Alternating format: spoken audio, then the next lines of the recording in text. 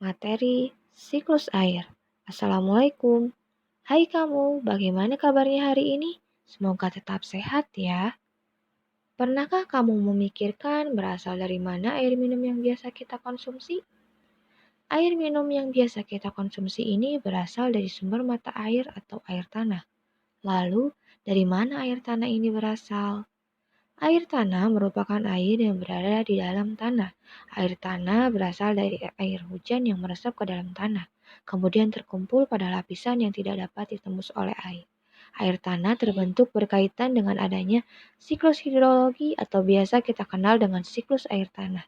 Kemudian, bagaimana proses siklus air tanah ini terjadi? Siklus air tanah atau siklus air disebut juga sebagai daur air, yaitu proses pendauran air secara alami dengan melakukan beberapa tahapan.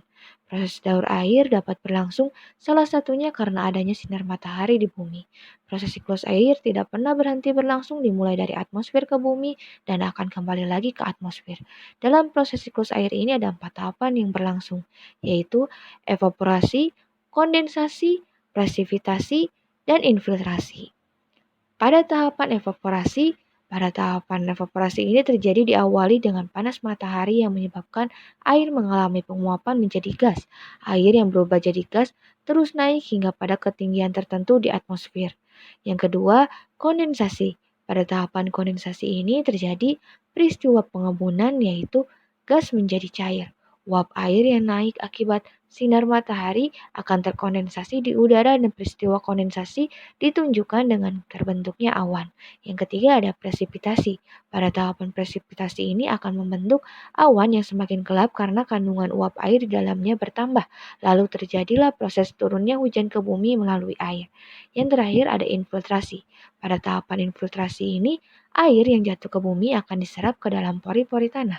Air yang tersimpan itu lama-lama mengalir dan terkumpul di pegunungan lalu muncul sebagai sumber air. Lalu bagaimana cara menjaga siklus air ya? Hal yang pertama dapat kita lakukan ialah hemat air atau hemat penggunaan air. Kemudian yang kedua kita bisa melakukan reboisasi atau menanam kembali hutan yang gundul. Yang ketiga kita dapat membuang sampah pada tempatnya. Dan yang terakhir adalah 7R. Reduce, refuse, repurpose, reuse, recycle, and road. Mungkin sekian pematerian hari ini. Wassalamualaikum warahmatullahi wabarakatuh. Created using Powtoon.